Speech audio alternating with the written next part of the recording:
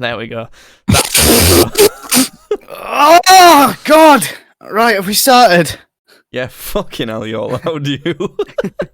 Just in general, you've got like this switch in you where you can talk like fairly quiet and normally, but sometimes you're just fucking loud. Wow! How have you been, Judd, for the past week? Where yet again I've not uploaded the podcast. After Fine. this, there'll be 4 that I've not uploaded. I've just not had Fucking time. But I will. I've been fine. I've had the house to myself, so Oh, it's just nice to be able to just be away from everyone. Like, yeah, I usually like being around people. Like, I usually get to a point where if I'm indoors, like on my own, just not doing anything, I'm away from people for like a long period of time, it starts stressing me out. yeah. There is like every now and again, it's just nice to be like, oh yes, there's nobody around me, I can do whatever I want. See, And that I'm literally the opposite. And if I'm around a bunch of people for a while, I'm like, leave me alone, everyone. Let me cower Yeah. into a corner. Yeah. It's kind of weird. it's weird. I know that people get like the way you get, but I don't know many people who get the way that I get. Like, if they're not around people for a long period of time, they start getting like agitated, and they're like, Yeah. right, I'm fucking getting pissed off now because I want to be able to spend time with I think people. it is pretty 50-50 though, you know. I think it's just that it's like edgy and cool and interesting to pretend you've got depression and want to be away from everyone at the minute. So Yeah. hence why Yeah. no. I just am like that for real. But yeah. Right. Should we talk about depression on today's episode? I think No, we should. Judd, no. We should talk about mental health and depression. And I want to kill myself. Not happening. I've already Okay. got too many topics that I want to talk about, right?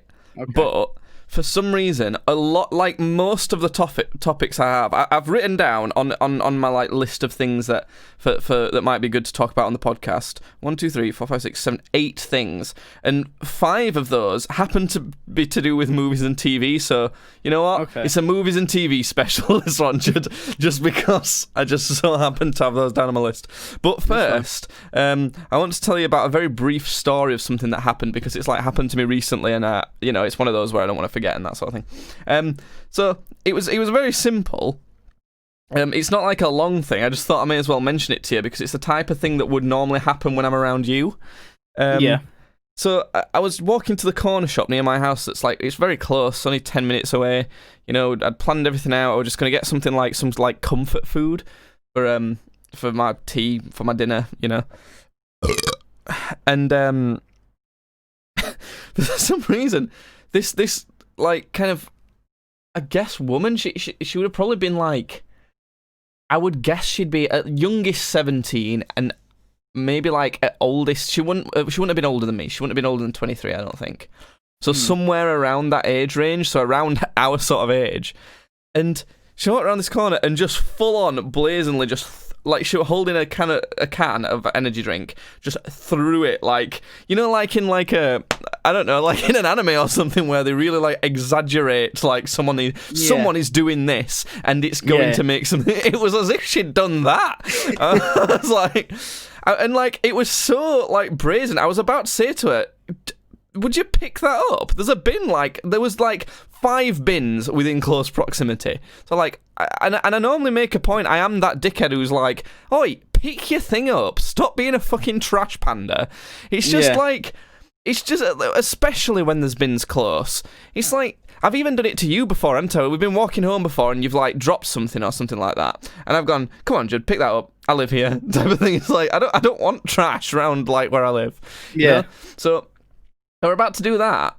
So, but I sort of focused on the can first, and I looked up and I was about to do that to her, and I looked at her face, and her entire sort of nose and mouth region was covered in blood. And I was like, and I was so like shocked by it, I just watched her walk past. I was like, holy shit, what the fuck? So I have no idea what had happened to this woman, but I don't think she was like, I don't know. She might have been in a fight or something. It seemed pretty fresh, all of that, but it was weird that she was like drinking this drink, and she didn't seem scared in any way. She seemed very confident and not bothered about anyone seeing this blood on her. So as soon as I saw her, I was like about to say, "Oh, are you okay?" But she'd already kind of walked past and gone on. But I don't know. I just thought that was weird and interesting. Yeah, I don't know. I mean, she could have just. What were it like streaming down her face? Had she been like bloodied up or? I wouldn't say it was like streaming down. It weren't like dripping. I think I saw one blood droplet drip from her chin onto her top, but it weren't like drip. It was just like one just kind of fell a bit. I don't know, because I was gonna say if it was just like a bit of blood, she could have just very honestly just been on too much sniff. Like she could have just done loads and then had a nosebleed. It weren't like just a little nosebleed coming down. There was a lot. Like it looked like it might have been coming from her nose. Yeah, I think I'd been able to tell in the way she was as well. I think I'd be able to tell she was drugged up if that was the case. She just seemed a bit annoyed. She just seemed like kind of annoyed and wanted to walk home type of thing. Yeah. So, but it looked like it probably was coming from her nose, but it was like covering like her mouth and everything. There was a lot of blood. I was like, holy shit! It was really weird. I don't know, but I don't know. I guess I think my guess would be that she was in a fight, and I thought that maybe someone in the shop that I was going into might have like been. I don't know, there might be some sort of aftermath of it. Yeah. But apparently not. Like, I'm guessing she was in a fight somewhere close, had gone to the shop for an energy drink to be like, I don't know, like, oh, fucking, I want some energy drink after that. And then started going home. Yeah. Anyway, right. Jesus Christ, someone just hosted as soon as I said right. Thanks, crazy chap. Jay, thanks for the host. Big up the Doritos emoji. He loves that one. Right, Judd, do you remember, I sent you a message, didn't I, about this movie? Yeah, which one were it? It's called Vivarium. Yeah, that one. It's not a particularly memorable title, actually, for what goes on. But it does, for if you look at what the meaning of Vivarium is. Yeah, kinda. We'll get into it, but I've been. If you've been listening to the podcast, you'll know that I have sort of enjoyed like a new hobby of watching these like sort of non-series films. Films that aren't like don't really have sequels or anything, or very rarely have sequels, but they're just like a really interesting concept. And what's good about them is they're quite hit and miss. So sometimes they're really terrible and you can kind of laugh at them, and sometimes they're actually really cool, but they're always at least interesting. So I've enjoyed watching them and like talking through them rather than it being like a film to sit and just watch. Like if you were like, I don't know, watching a film like Looper, for example, or like Chronicle, you might want to watch that film, whereas these films are something that you can like pause and talk about and that sort of thing. So Vivarium's like one of those with a weird concept, and I thought I'd watched it and I thought it was really thought provoking. Like I'd like was talking about it with my girlfriend for a while, so I was like, right, this is obviously prime podcast material. I'll make sure Judd's watched it. Yeah, I've already seen it. I don't know if it was thought provoking. I thought it was all right, but I don't mean thought provoking as in like like a film like 12 Years a Slave is potentially thought provoking. I don't mean like that. Yeah. I just thought it was like something that can spawn a lot of chat. Yeah. So I'll just sort of summarize the movie to start with. This is going to be a movies special, TV's and movie special podcast, by the way. So the story of the movie is young Lex Luthor from Batman vs Superman. I was going to introduce him as Scott Pilgrim. That's not Scott Pilgrim. It's a different actor. That's the same actor. Michael Cera plays Scott Pilgrim, and it's Jesse Eisenberg who plays. Yeah, that's the same person. No, it's not. It is. I promise you, it's not even the same similar person. at all. I'm gonna show you a picture of Michael Cera. And then I know what they both look like. They're both extremely famous. You don't need to send me any pictures. I know what they look like, and they're not the same person. You mean? Oh no, you don't mean Scott Pilgrim. You mean the main guy from Knocked Up. That's Seth Rogen. You mean the lead male from Juno, right? That's who plays the main character in this film. These We're are all very the much same. confusing people. That's the same person. Let me look at these. That is the pictures. same person. They're not. No, the not same with person. that. Not with that hair. Not with that hair. More. If no, Michael Cera with Michael Cera with that hair. Hold on. James With that Goodley, hair Tessoterix here. That's the one. We're talking movies and TV today. So those two last pictures are the same person. they're not. Look, so we're talking about this film called Vivarium that I told Judd to watch, and it turns out he'd already seen it. And so wait, sorry, just for clearance. Fuck me. Wait, is it Michael Cera or it's Jesse Eisenberg? It stars Jesse Eisenberg. I don't know what 365 Days is, but maybe we'll look it up later. And it stars Jesse Eisenberg and other Michael woman. Cera. No, not Michael Cera. A woman. I don't know. There's this young couple, one of which is a teacher, one of which is like a maintenance guy, and they're like. You know, they're obviously a young couple in a very similar situation to what I'm in, where, like, they're starting to think about moving into their own house together, but, like, they've not got enough money yet, really, so they're not seriously thinking about it yet. They're going to need to save for a while, but they're, you know, starting to think about it. They go into this real estate agent sort of thing, and the dude's really weird and creepy. There's, like, one cellar, and there's, like, models of all the houses that they've got, and they're all the exact same house. And he's weird. He's not... Actually, I wouldn't say he is creepy, actually, when you see him there. He's kind of just, like... I don't know. A bit overly enthusiastic. Says things in a bit of a weird way. And he, like, he's like, oh, yeah, you can follow me in your car, and I'll show you a house. I'll show you a house. And, like, oh, well, I mean, we don't need to, but I guess, all right. They go to this house, and then as he's showing them around, like, they get into the back garden. He's still being weird. They get into the back garden, and he's just not there. He's gone.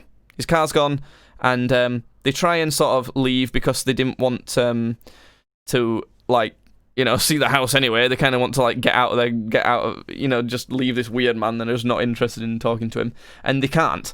They keep looping back to this house, and they essentially can't escape this house. Just as a quick side note, Tessoterix asking if I got to master rank in Apex Legends. I didn't.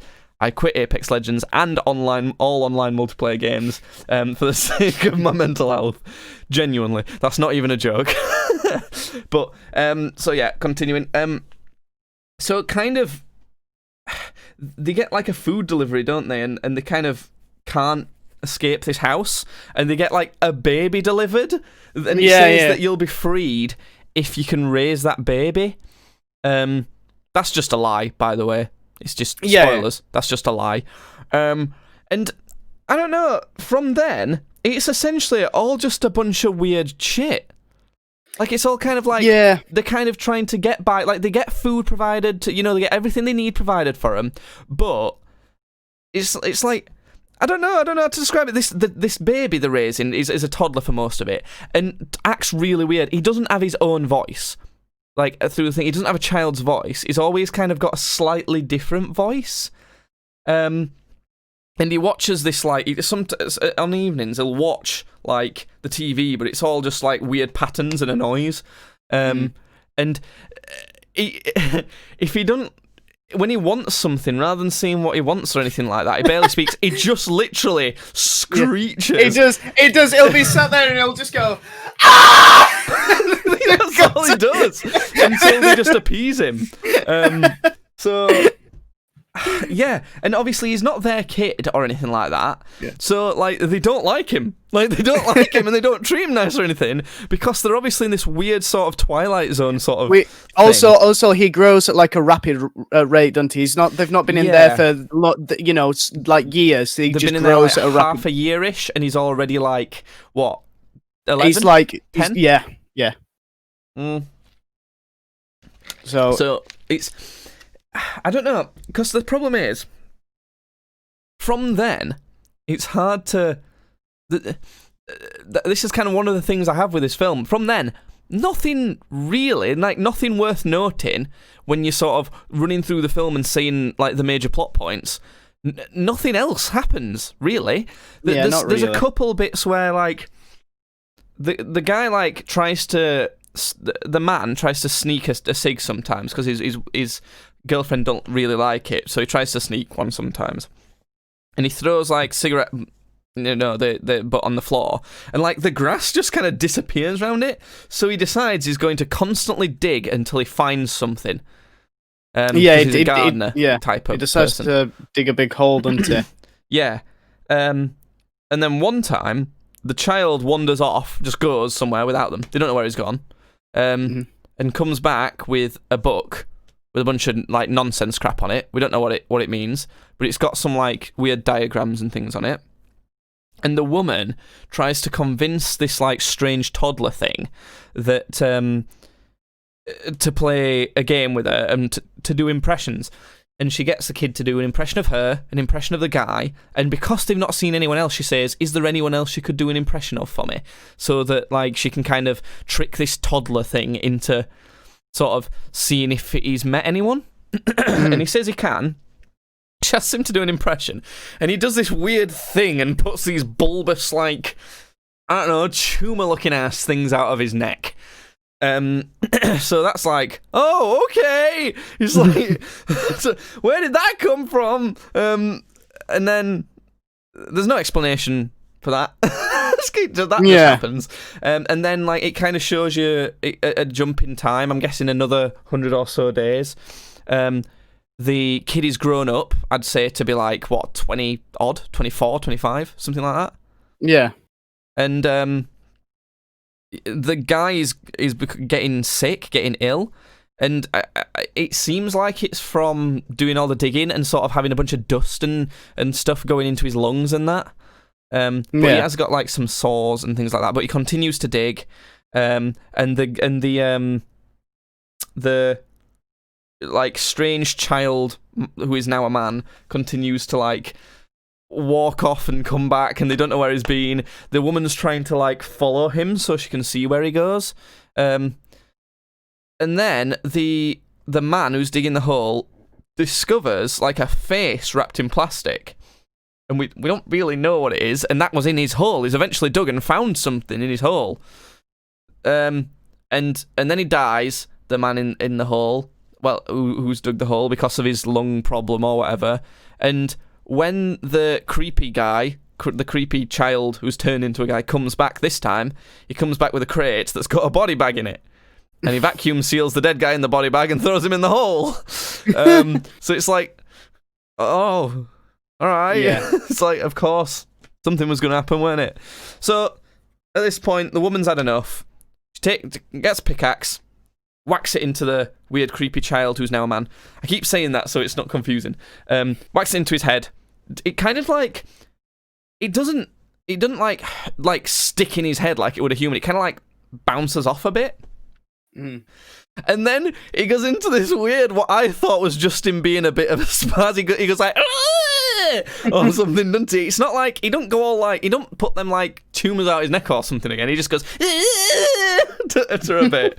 And then kind of like scampers off on his on like all fours. And he lifts up the pavement as if it's like, like a mat or something, like a safety mat. He just like lifts it up, even though it's concrete. He just goes whoop and crawls underneath it. And at this point, I'm like, oh yeah, of course, fine, fucking hell. And so what she does is she pries it open, stops it falling back with her pickaxe, and chases after him. And as she chases after him through this like distorted sort of view of the house that they've been in, and sees other people with like younger and different aged versions of this creepy human they've been put with, which, with the neck thing they did. Yeah. So at this point, I was thinking, oh, this is like some of the other, like, houses, but on like parallel frequencies or something like that, where they can't interact with them or whatever. Yeah. And it's all it's all like some sort of weird thing going on at once. So there's like there's one where there's the child version of the creepy human, like just is watching the TV and the mother's like crying at the table. And then there's one where like a dad has slit his wrists in a bathtub.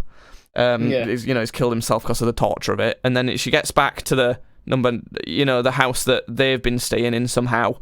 it's kind of a trippy scene that, and you don't really know how she gets between these places, but it kind of just happens to her.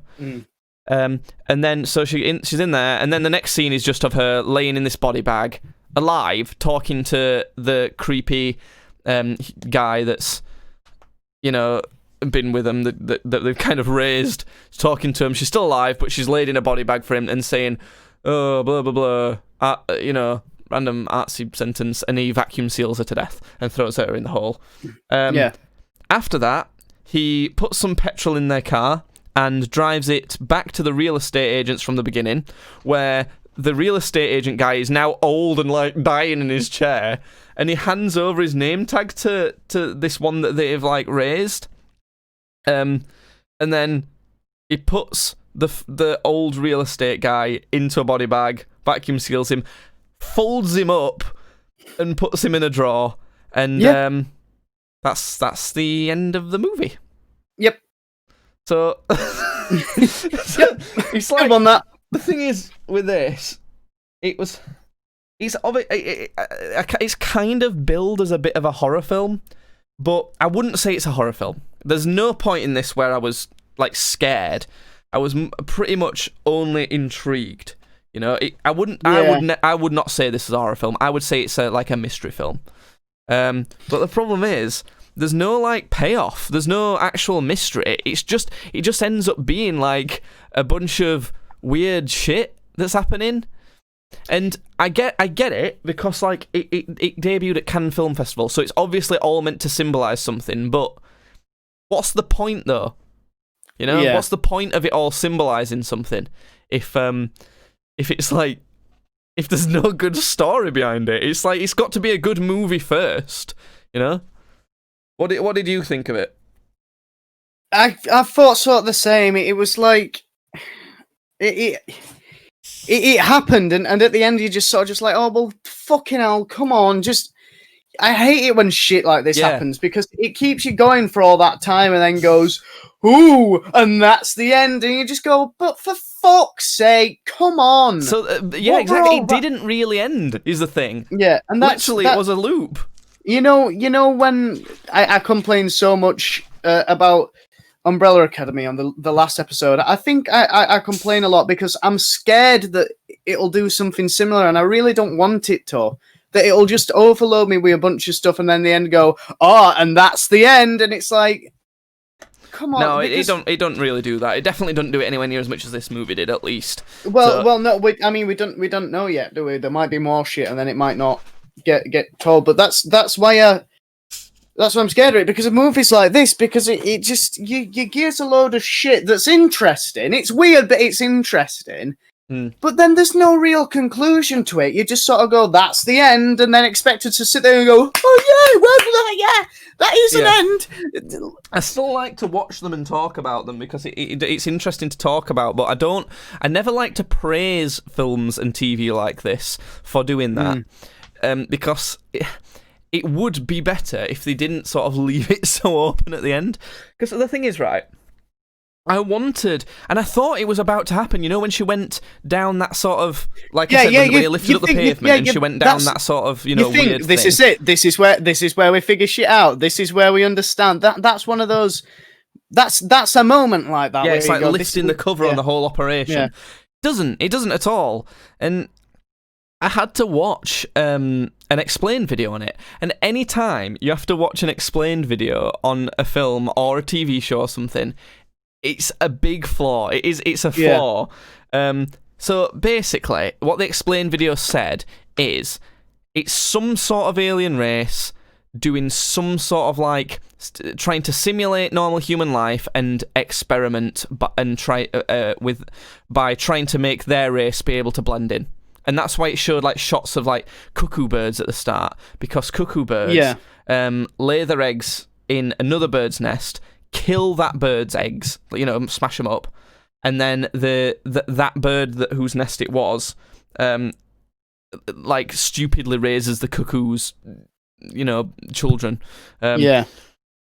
So, but the thing is, you can't just call it Vivarium and have that at the start and sort of leave people to just guess that that's what your entire film's going to be about.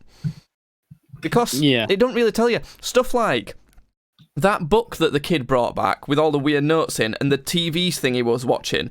That was obviously like alien stuff, and like, you know, kind of a bit to do with how the aliens worked.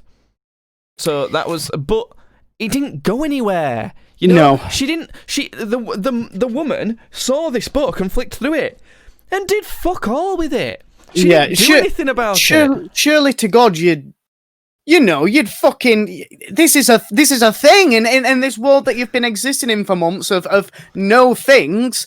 This is a thing. You should obsess about this a bit more. Even stuff like when that guy was digging the hole and he finally found essentially found a dead body in a body bag. You could only sort of see a face in plastic, kind of thing.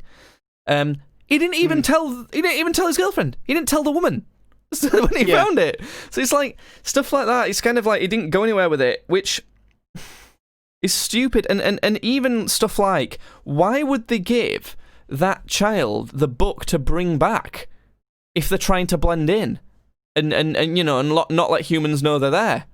Like, why would they do that? So it was kind of weird, and I could forgive those kind of little plot holes if the couple we were following were kind of like a special case who found out what was going on and tried to sort of expose it from the inside. And to be honest, if I was writing that, I would make it so that was the case. They found out, they sort of figured it out, guessed what was happening, came up with a plan to try and expose it from the inside, but sort of, I don't know, didn't realise something and failed. And then it ends with, you know, the loop of the one they raised going back into the estate agency, because then it'd be like a much more interesting story and be like, oh my god, that's what's been happening all along, and then it's like, oh my god, they're gonna expose it to everyone. It's like, oh, they failed. Oh my, there's aliens roaming the world. You know, it'd be so much. That'd be a proper step further, and I would have actually really quite enjoyed the film if they'd have done something like that. Yeah. I think what we're saying mostly is, if you're going to have like an interesting concept sort of mystery film, it's got to have sort of something special about it.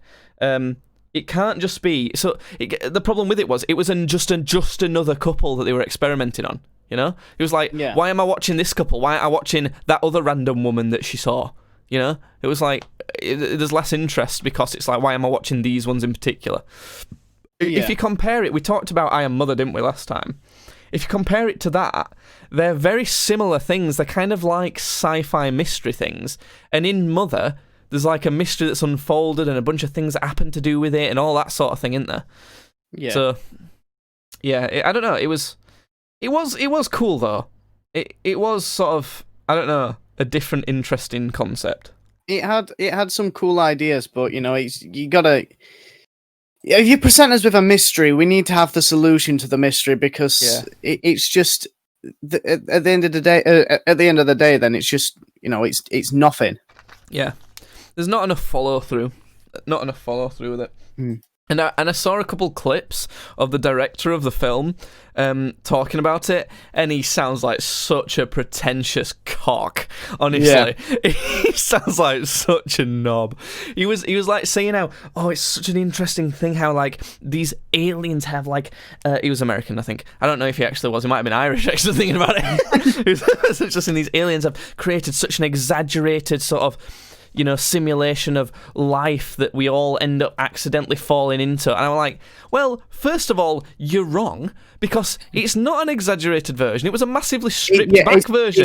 It's an incredibly mundane version of what... Yeah, exactly. They weren't allowed to go anywhere or do anything or anything like that. The thing is, if you would have said, "Oh, this is humanity, like stripped down to its bare essentials," that would have made more sense. Because if you're looking at it, at human life from an outsider's view, then yeah, because it's aliens going, "Oh, look, this is what humans do." It's like an alien, like, genuinely taking the piss out of human life. Like, I'm going to go to work today, and then I'm going to come home to a chicken dinner. It's like. Then it makes sense. But if you're saying, "Oh, it's an exaggerated form," it's like, no, it's not. Yeah, so it already is wrong. Yeah. But then also, the other thing was, it was like... he were complaining, sort of saying that, like, essentially kind of saying how bad it is that we all fall into this sort of regular mundane routine of, like, you know, going to work, like, you know, how he went out and digging and coming back and having your food and that sort of thing. But Yeah. no, he comes across as such a fucking pretentious cunt because he ain't had to go. He ain't had to deal with that. We don't all just fall into it because we're lazy and shit. A lot of people have fucking problems, mate. Just because he's been raised in some rich middle class family or whatever, it's like, just because he's had all these opportunities and been able to do it, he can't talk. You know, he can't say shit. It's like he comes across as so pretentious. And then the other thing is, it comes across as him thinking that we all act like that as well. We're not that mundane and boring, you know. This makes it fun. This makes it sound like this guy is an alien who doesn't understand how humanity works. Maybe that's the real twist to the film. Yeah. Yeah, exactly. Yeah, so it was. I didn't like the director more than I didn't like the film, weirdly. But yeah, it's a cool film, and I do think it's worth giving a watch just to see the sort of strange sort of, I don't know, how the concept plays out and that sort of thing. Maybe watching like an explained video is probably better than actually watching the film. But yeah. Anyway, Judd, moving on, have you seen the trailer for the new Bill and Ted movie? Yes, I thought you were gonna say if you're saying the trailer for something else, then, but go on. For what? The Batman. Oh, okay. We can do that after Bill and Ted, because it ties into what I was going to say about it anyway. Well, do you not? I can see your face already, and do you not feel? Well, no. I'm just tired. Have you seen? Do you not feel the exact same vibes for this Bill and Ted trailer as the Ghostbusters reboot movie? Do you not feel like it's the same vibes? Other than Bill and Ted, which you can't change the characters of, everyone is Whammon. Did you not notice that? It's like... No, I didn't actually. I didn't notice that. Rewatch it. Like, they've got daughters. They've replaced... You know the, like, guy who brings them the time machine, essentially? Well, that's a different person, and of course, Whammon. And then they go to this place where all the time machine things is, and all of them, Whammons. It's like... It's just... It feels like they're doing the same thing they did with the Ghostbusters thing, and they're gonna ruin it again. So, yeah. I'm just looking up the trailer now. I'm gonna have a quick watch as you talk. I'll play it as well, and it'll be the audio of it, but I'll like sort of commentate over it. Bill and Ted 3. Bill and Ted Face the Music. I mean, I never really wanted this anyway, because I just like, what are they gonna do with it? So there's Death, who's a man. So there's that. Have you started? Yeah, I've started it. Okay. Couples therapy. There's couples therapy lady. Definitely. Some wives there. Right? Bill, Ted, enough of the delusions. You didn't time travel, and you didn't go to heaven and hell. Here's a real And then, idea for you. so Be role models to then your they've got daughters as well, which is kind of like... Yeah, I'm just watching it now. The future council of people are all they're all ladies. Yeah, and it's not necessarily that it's even there's a bunch of women in it necessarily, and that's not even what I've got a problem with.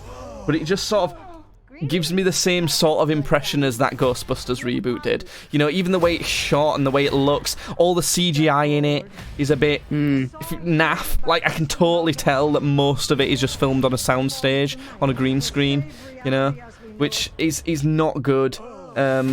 It doesn't feel like what Bill and Ted felt like. It's the exact type of film where you should avoid all these, like, soundstage things, that sort of thing. It's just, yeah.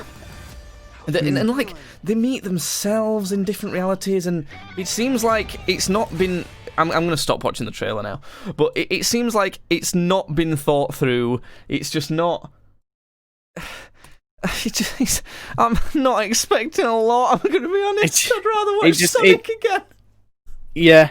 Sonic weren't that bad, if I'm being honest. Sonic was actually pretty dang good. Testoteric's asking, what did you come back to? It's the new Bill and Ted reboot trailer. It is, and he says it looks confusing. Yeah, Yeah, it does. It looks confusing. Yeah, It's it one does of look those. It's one of confusing. those trailers as well where I feel like I've seen the film already. Like it tells me so much. Like already, Yeah. I feel like I know exactly what that plot's going to be, and also I don't know what's going on at all. It's like, and you know what I mean?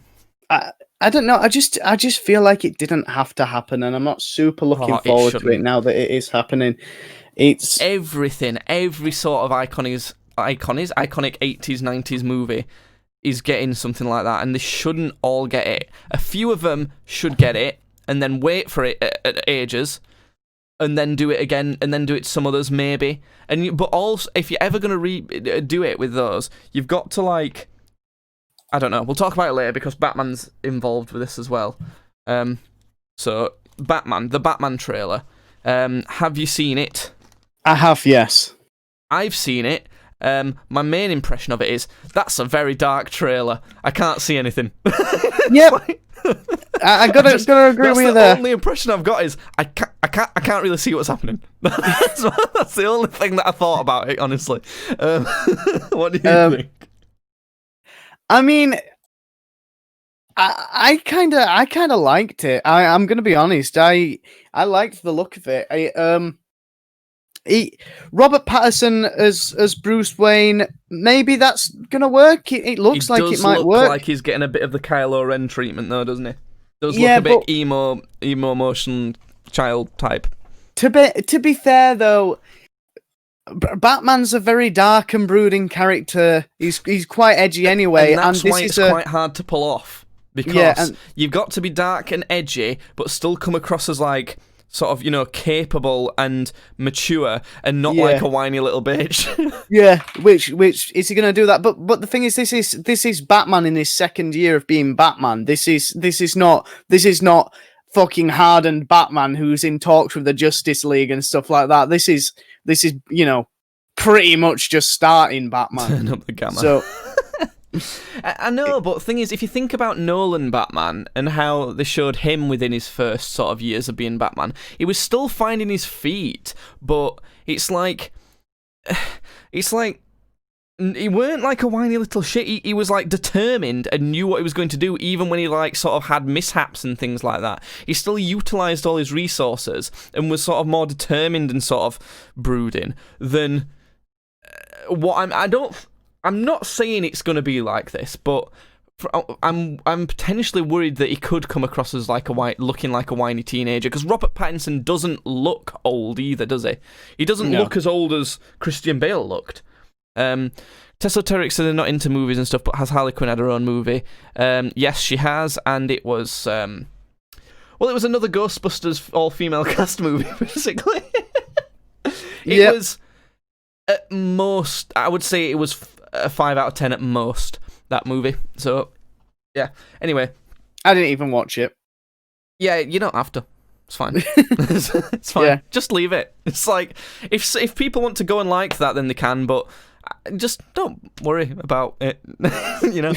And whereas this Batman film, I feel like I definitely do want to see it, and I kind of, it's a bit of a coin flip, because on one side of the coin, you've got Justice League side it could land on. On the other side, you've got Joker side it could land on. Yeah. It's a bit of a weird one. It's intriguing. I think it will do well. I think Robert Pattinson will do well himself, but the writing and sort of the script direction could let him down a bit. It's a bit weird. Who was Sorry. it that's playing Penguin in it that just looks Is Penguin incredible in as it? I didn't Penguin? even Yeah. notice. I know Um, the Riddler's like kind of. yeah. I think Riddler's going to be sort of like the main one in new Batman movie. The same plot as in Deadpool. And it was someone who you wouldn't think. Colin Farrell. And Colin Farrell. and Really? the thing is, but the thing is, you look at Colin Farrell and you just think that don't look at all like Colin Farrell, but they've done him up in the movie, and fucking hell, he looks spot on. Where's Penguin from? What do you mean? Where's he from? Where's the character Penguin from? Like, what's his? He's from like New York. Yeah, he's I think his parents came in from like a different country, and then he made his way in Gotham. So he's Right. Okay. he's got- I don't know. I've got no opinion on that, to be honest. I sent you it, but they've done him up, and I look at him and go, that's Penguin. Oh, That is Penguin. See, I'm looking at this picture. If you want to look up the latest Penguin, you'll have to do it yourself because I'm not showing things on podcasts. There's no point if it's a podcast. But see, I think that just looks like creepy dude. He don't look distinctive or anything to me. I thought that might be the Riddler. Gonna be honest, I thought that could be the Riddler because I know there's a lot of Riddler references, and I'm guessing Riddler's gonna be a big character in this. They're also making something that is often a mistake and having potentially too many villains in it. It's hard to pull off a good amount of villains. No, I think the only villains that I know that are going to be in this are Penguin, Riddler, and Catwoman. That's already 3. That's a lot of things to juggle. The first Dark Knight movie had there was Ra's al Ghul, Scarecrow, and I think there was another one.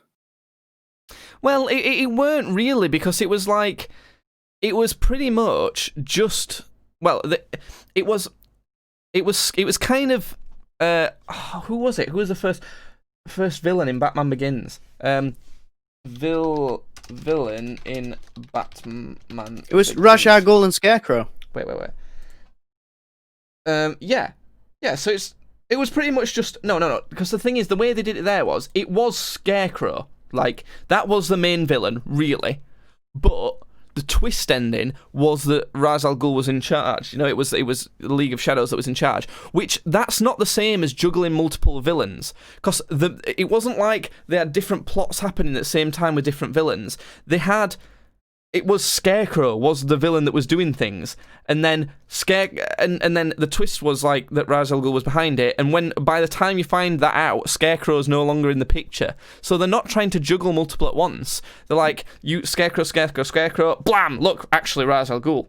Well, it could be a similar thing in this. We don't know yet, do we? It could be the 3 of them, and it's just a lot harder to pull off. What I'm saying with it is, it all looks great. The costumes look good, and I'm liking a good amount of the choices. But there are some things that do concern me. That's what I would say about it. But a bigger question to do with it, and the reason why it's worth talking about the trailer of that alongside Bill and Ted is how are you feeling about reboots in general nowadays? Because a lot of them happen, don't they?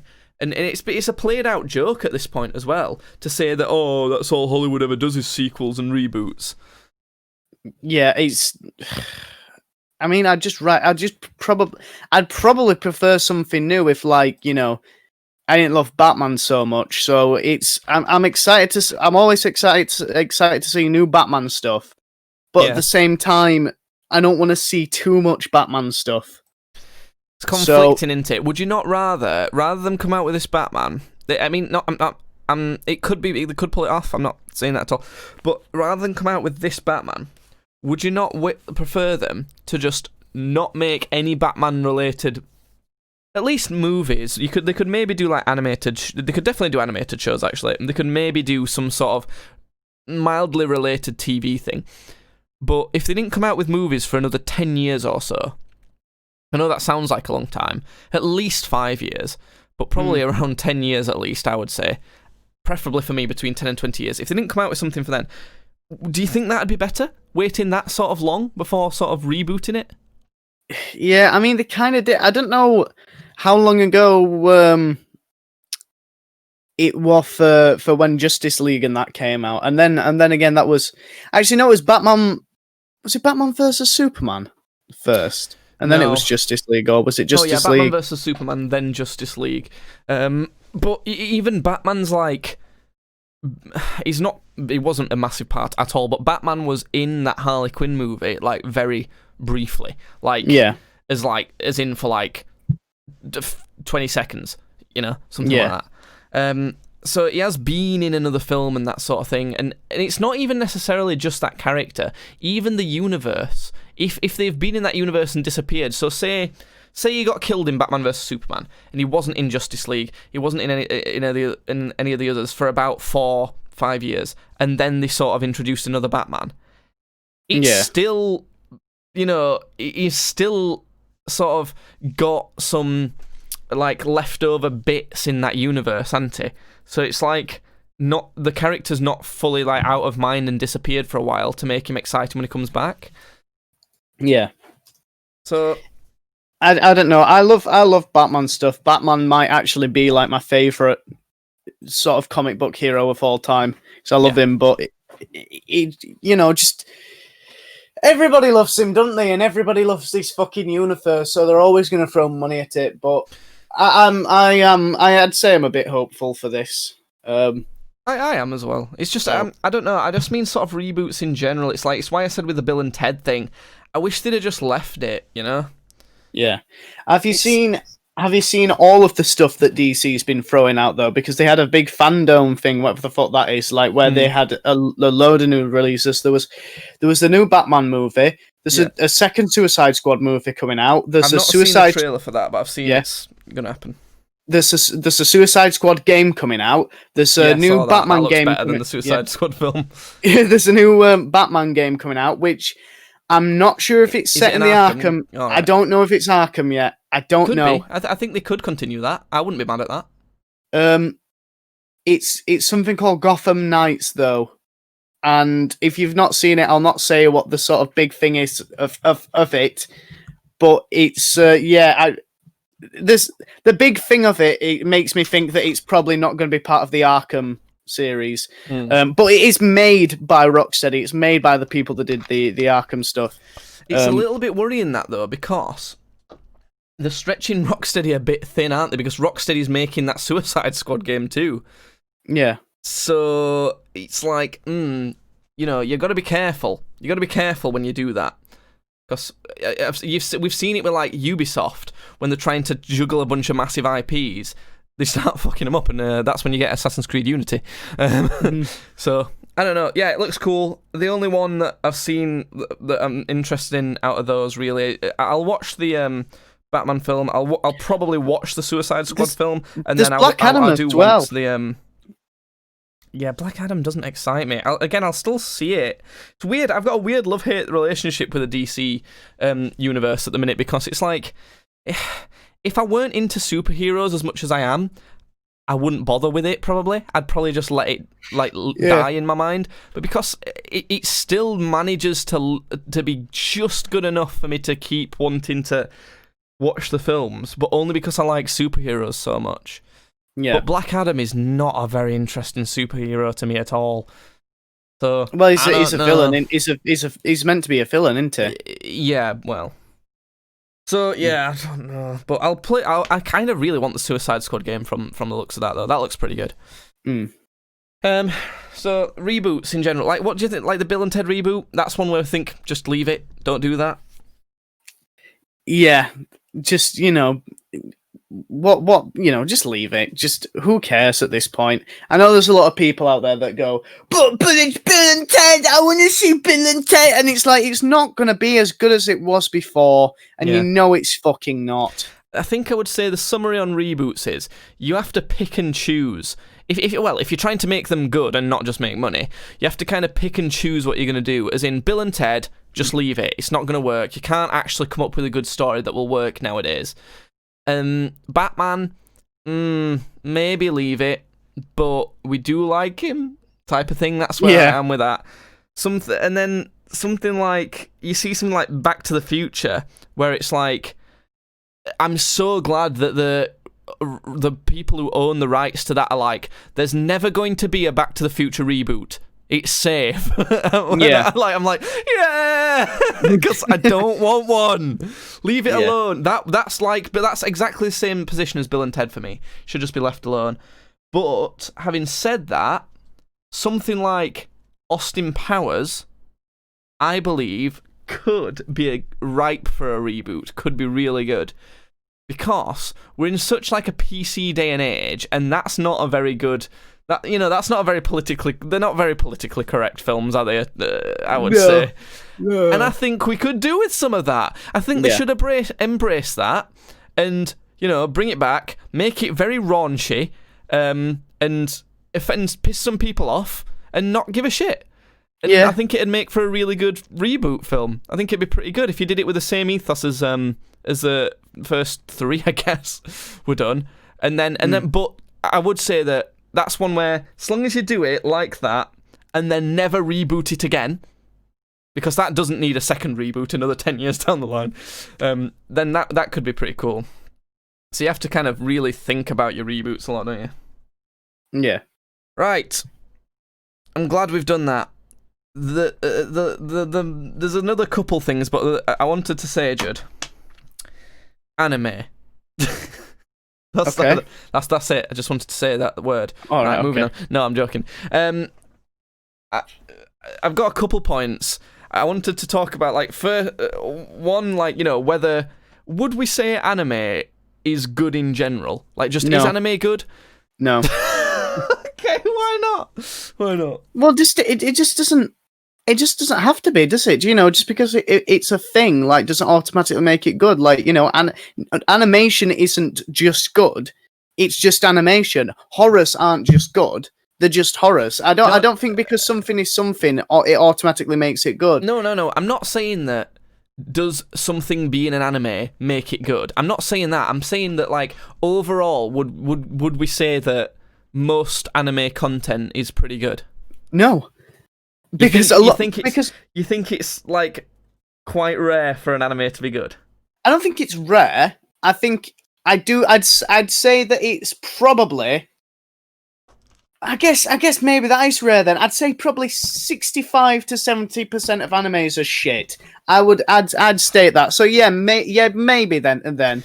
But this is the thing. That's the case with most things. Like, if you think about music, I would say 80% of music that gets made, even 80% of music that gets published, is crap.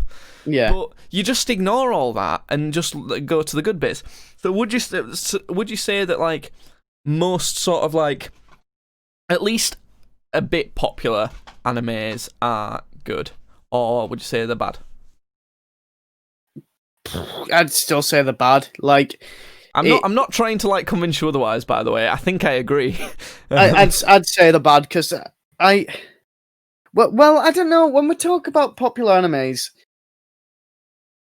I guess Attack on Titan's all right. DBC's all right. You know, at most they're all right. I don't see these. I don't get these people that. Hello, what the fuck was that? No, it's I don't fine, get these people. I don't get these people that freak out over them because I've never watched an anime in my life where it's just all I've been able to talk about. The only time I sort of came close was when I watched Sword Art Online, and I still thought that was only good. Like, I didn't think I wasn't running around going, "Fucking Sword Art Online is incredible." I was like, there's my other friend that was watching at the time. I'm like, "This is good." And he went, "Yeah, it is." And then I find out that there's a fucking a lot of elitist slobs that are like, "Look, you like Sword Art Online? That's such a shit anime. The main character's too overpowered." It's like, fuck off, you fat bastard. Go and masturbate to your little fucking lolly cartoons then. I'm not a paedophile because she's 1,000 years old. Lolly, so when like characters, girl characters are underage and people basically want to fuck them. So essentially the paedophiles.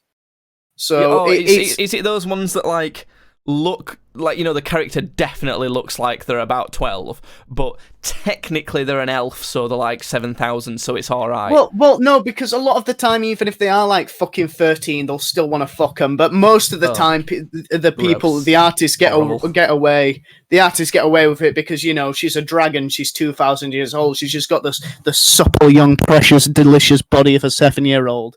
You. Yeah, I don't, like there's a lot of a lot of stuff to do with it that's just a bit uncomfortable and shit. I think that it's like so sort of mass produced, a lot of it, isn't it? Like, they publish like hundreds and hundreds of episodes, and you can tell, like, it's Avatar: The Last Airbender an anime? Whenever I say that, when I say that to people like anime, they go, no, it's not, because it wasn't made in Japan. And I'm like, what the fuck has that got to do with it? What has that got to do with it? It's you're using that style. If I fucking sung an opera song, is that not an opera song because I'm not in fucking Rome? Like, no. Well, it's like technically champagne can only be from champagne, otherwise it's sparkling wine. It's an animated show. Is if you're going to be really technical, I suppose technically it's not anime. Technically it's an American animated show in the style of Japanese anime, so it may as well be essentially. Well, I gotta throw up my spaghetti then, because it was made in England, so technically it's not Italian food. Well, yeah, technically it's not. That's just it's a stupid way of looking at it. If it's done in that sense, then it is that. Like, it's, I don't know. I suppose People that is just like saying it's not a pizza because it wasn't made in Italy. It kind of is like saying that in a way. I would talk about it as if it's an anime. If I was... it just is. And if you say that it's not, then you're a retard, and you probably masturbate to images of little 14-year-old girls. But it's You're okay saying though. this a lot. And it's starting to make me think that you do that. You cracked the code. Jesus. But I don't know. The reason I sort of ask is because it's a similar thing that I was going to say that you've just sort of said, in that I can't think of any anime where I've been like dying to watch it and like dead invested in the story. Like, for me, my favourite, I don't know if it's my favourite, but like one of my favourite shows, Stranger Things, right? Yeah. I'm like, oh yeah, I want to watch the next episode of that. I'm dying to know what happens next. And like, if I see a new season's announced, I'm like, oh yes, I need to like, I want to like make sure I watch that, like sort of close to when I can, like as soon as I can after it comes out. I've never done that and can never see myself doing that to do with an anime, and I don't think they have gripping stories in that way, and I can't really tell why either. Because they kind of try to, don't they? Like, I think it's because I think it's a similar thing to Game of Thrones for me. They spend a lot of time really fleshing out backstories and stuff of every character, like characters that I just like I don't care about. They'll spend like 4 episodes on that character, and just their backstory and that sort of thing, and. Like if the main character's number 1, the second most iconic character's number 2, this character's like number 200, and they still spent 4 or 5 episodes on their backstory. They do stuff like that, and it's like boring, So I think it's quite and I know we're kind of generalizing anime in general. It's kind of like. It's not particularly fair because there's a lot of genres within anime, like there's like horror, there's stuff like, Dragon Ball Z and Naruto and that sort of thing. There's like comedy animes like One Punch Man, that are all kind of, they're different and you can enjoy them in different ways, but they all do have tropes that connect them together. And a lot of those tropes aren't particularly enjoyable unless you're in certain situations. Yeah. So yeah. So what's our conclusion then? Are we saying anime mostly bad? Anime is trash. I think that was the conclusion. It's a anime bit too strong. Anime is trash. Mostly pretty bad. But having said that, I have been watching plenty of Dragon Ball because I've been working from home. I wanted something that I can just blaze through a bunch of episodes. Something that's kind of I don't really want to care about much, and just like I can whack on kind of. Watch a shit ton of, and not really pay that much attention. So, Dragon Ball the original, I think that's the worst sort of one for me. It don't interest me that much. It's kind of, it feels more like a child's cartoon than the other ones. There's not like a lot of actual fighting, weirdly.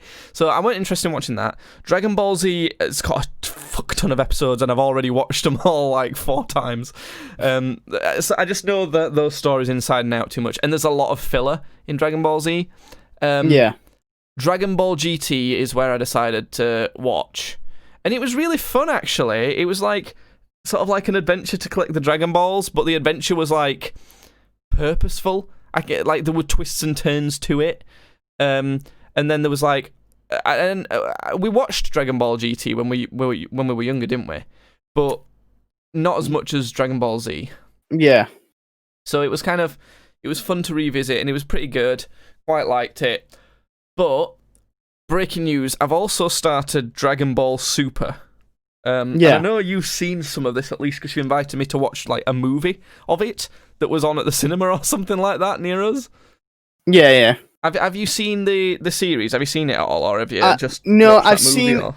I've seen little bits. Like I know Beerus and I know. Beerus. Yeah, Beerus is it, or is it Beerus? Yeah, Beerus. Beerus. Okay, I know Beerus. And that's pretty much it. I've only seen little bits. Yeah. Well, it's weird, right? Because it fucks up the timeline completely. So it's quite annoying, actually. Because if you before 2015, my understanding of it. So essentially, what we grew up with was after Dragon Ball Z comes Dragon Ball GT. Gohan's had a kid. Goten's older. Trunks has grown up because. You know how Trunks appears to beat Frieza, and then he gets born later on in Dragon Ball Z. Yeah. Well, in Dragon Ball GT is a similar age to when he defeats Frieza because he's grown up in that. Yeah. There's all of this sort of thing. They go on all these adventures.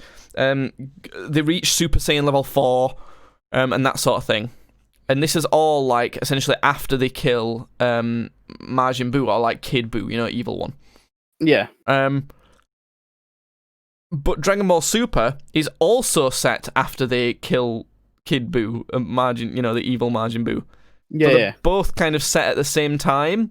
And the problem is that like these Super Saiyan God things and Beerus being there and being so powerful kind of doesn't make sense for like the people they have to defeat in GT, because they're not as powerful as Beerus, and like Goku and I'm guessing Vegeta. I've not got to that far. See, yet. I'm already lost. I already and don't care. Like, what is this Super Saiyan God? And shut up. This is the problem that I have with it, in that like it doesn't make sense. It like completely like sort of de-canons GT. And I think people are sort of associating GT as like the non-canon bit, and it's like a spin-off thing.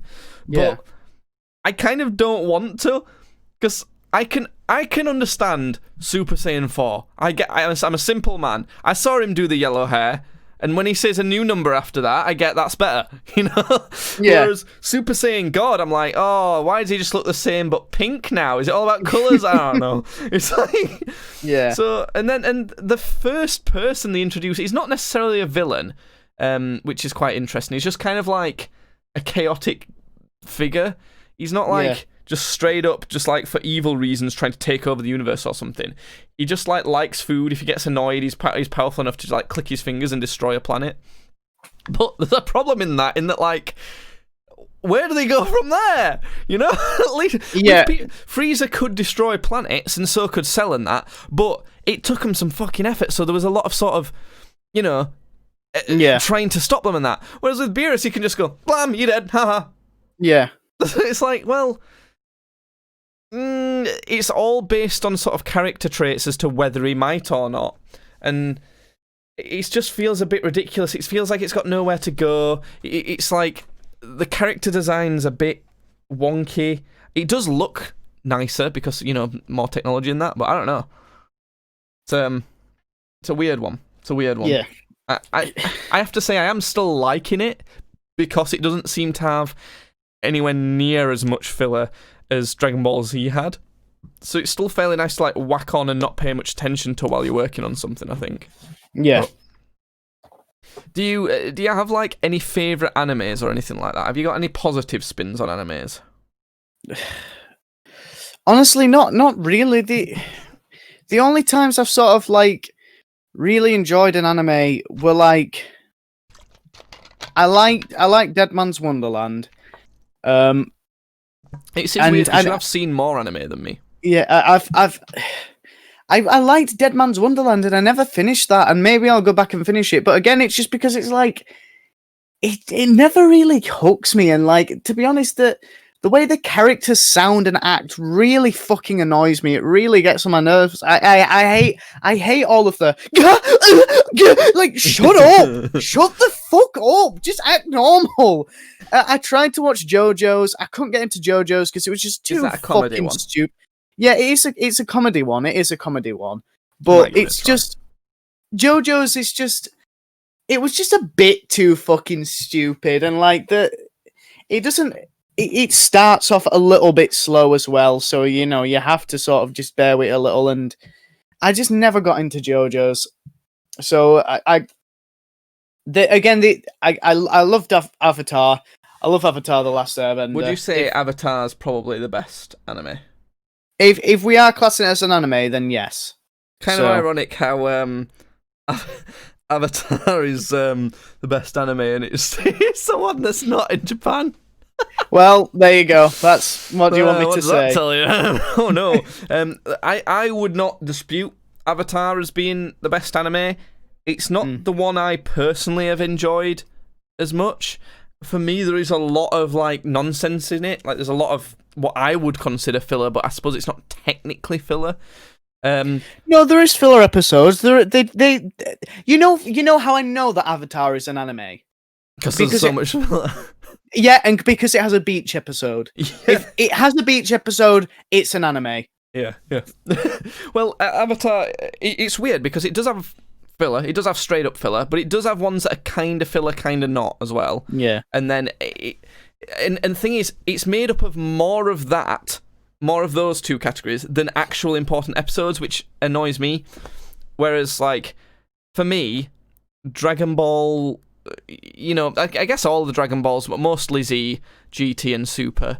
And then I liked Fairy Tail. Fairy Tail I liked the idea of, like, their kind of magic power things. That was pretty decent, but nothing I would consider good. Just all kind of decent. Yeah. What's the big question with anime, though, is, Judd? What's your opinion on the subs versus dubs argument? I don't care. You just don't care at all. Why would I care? Why would I care? Like when you watch anime, do you do subs or dubs? I'll do either. I'm not bothered. Like I'm not bothered. Like if I'm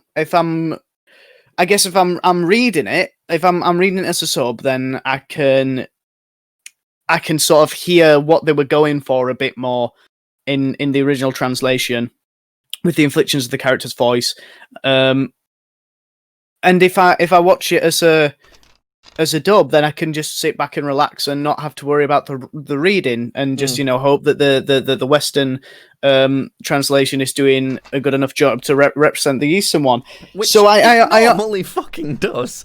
Yeah, I don't care, and I think again it's such a fucking elitist not fandom. Is it fandom? I guess. Culture. Yeah, culture group, whatever it is. It's such a elitist group anime that it's like that's another thing that fucking puts me off so much is the people that are usually into it. Yeah, I would because never they're get like, into a community. well, you have to listen to the sub. Avatar's not an anime. Oh, it's okay because she's a dragon. It's like, shut up! It is. I do find people who have that attitude about subs and dubs ridiculous. I think it annoys me. I'm firmly on dub side, by the way. I think dubs on anime are better, and a good chunk of that is out of spite to these people who say, "Oh, you have to have the sub version." Yeah. And I completely disagree. And the thing is, it makes it worse because, as we've said, not particularly gripping anime. It's a much more casual watching experience, as far as I'm concerned. Yeah. So if you have to actively look at the screen and read stuff all the time, I'm gonna get fucking bored, And that's not just because I'm dyslexic. It's because it's like such a more casual watching experience. So I want to do something else while I'm watching it, whereas you can't if it's with subs. So, and I firmly believe that. I don't think that just being in Japanese makes it so that their inflections and stuff feel more meaningful. If anything, to me, I prefer the way that sort of like English voice actors act because I'm from from the Western side of the world. So I like that sort of emotional response more because I'm part of that culture. I don't prefer the Japanese one more. It's just that it gives me it's what they were originally going for. So if it's what they were originally going for, then I want to hear that. I don't. So I want to hear what's better. So it's and also that's fine. You know, it's like it don't matter. That's kind of the stance on it. And for anybody who happens to be a part of this fandom and culture that is like that argues about whether to be subs or dubs, you want to pay attention because this is how grown-ups act. This is how actual grown-ups act when talking about something like this. They just say, but don't listen to us talk about Umbrella Academy, please. Or like anything else, really. Yeah, or anything else. Yeah. Yeah, I don't know. I do think it's ridiculous. I would say to those people, if you get really a fucking life. That's what I'd say to them. Get a fucking life. Well, if they really want to watch like subtitled version, then fine. But I would actually try and properly consider whether dubs, worth watching instead, and give it a go. Lastly, Judd, have you got any movies? Because I asked you this about games. You know when I said to you about games that like you played through, really liked, but never want to play again. Have you got any movies that are like that you watched? Were like, I liked that movie, not interested in watching it again ever. Joker were kind of like that. Like it were. I felt a massive urge to watch Joker again. I watched it a second time only because like my nan and granddad were going, and then they were like, "Oh, do you want to come?" And I was like, "Okay, yeah, I'll go."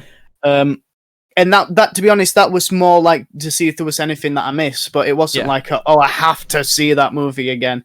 I felt like that because when I feel like I'm on the verge of a mental breakdown, I quite like to watch Joker because he has it for me. So I kind of watch that and like, right, mental breakdown over. So yeah. I don't know. I was thinking about this and I can't think of one really because I thought, well, maybe like Wreck-It Ralph 2, something like that. But then I thought, I don't know. There's a bunch of sort of references that I'd like to notice in that. There's like, it's hard to think of one, isn't it? Yeah. I sort of think things like, well, I guess Vivarium would be perfect, something like Vivarium. These sorts of movies. No, because I didn't really enjoy Vivarium. I was kind of enjoying it. I didn't super enjoy it. I mean, I thought it was all right. I mean, that is more like, okay, I saw that movie, it was fine, I have no words to watch it again. So yeah. Do you know, actually, one that I would say, there's a caveat to it, but something that I would say is something like Sixth Sense. A movie with a big twist. Yeah. So if it's a movie with a big twist that's not got like Wanted is something that I would mention to do with that, because the movie Wanted has a big sort of twist in it. Oh, actually, it's not that big. I guess you could probably see it coming if you wanted to. So it's got a twist in it, but it's got a bunch of cool action scenes and that I like to watch again. It's got Angelina Jolie's ass in it, so like it's got other reasons to watch it again. But Sixth Sense with a big twist in it, it doesn't really have much other things other than sort of like suspense and mystery, and then when you find it out, it's like, oh, whoa, type of thing, Yeah. So I guess the films like that would be sort of films that have big twists that kind of make the entire movie. But having said that, these films with big twists could be fun to watch with someone who isn't aware of the twist. Yeah, I suppose. Indeed. I suppose indeed. That's all I have to say on that. I know I've never I can't think of one at least where I'm just like, oh yeah, I've watched that and now I never want to watch it again, but I did enjoy it. Well, we can't think of any. If you have any that you can think of, tweet us at tweetsbadly. That's a very good Twitter handle, that actually. Tweet us at tweetsbadly. If you've got any movies where you watched it and when you've watched it you just don't have a desire to watch again, but you did enjoy it. Because, I don't know, I might think about it and come back to you next week. But that's been a movies and TV podcast, Judd. That's been a long boy. A long boy indeed. It has. It's the end of a podcast, but if you would like to follow us on Twitter, we've got Tweets Badly. We record this podcast live on twitch.tv/gamesbadly, but by the time you listen to this, it might be twitch.tv/streamsbadly. Don't know. We're going to rebrand at some point. You can check it out on the Games Badly YouTube channel or on Spotify and Apple Music and all of that nonsense. And also, Judd's coming to my house on Saturday to get drunk, so we might... we might do a little stream. Get a little drink. We might do, yeah. We might do a donate to make us drink stream or something like that. Also, it will have been payday for me, so woohoo. Yes. Yes. Right, end it because I'm pissing myself. End it. Cut the feed! Cut the feed. Right. Bye. Bye. Have you pissed yourself yet? No, I'm going to go do it now. So, bye-bye. Piss yourself.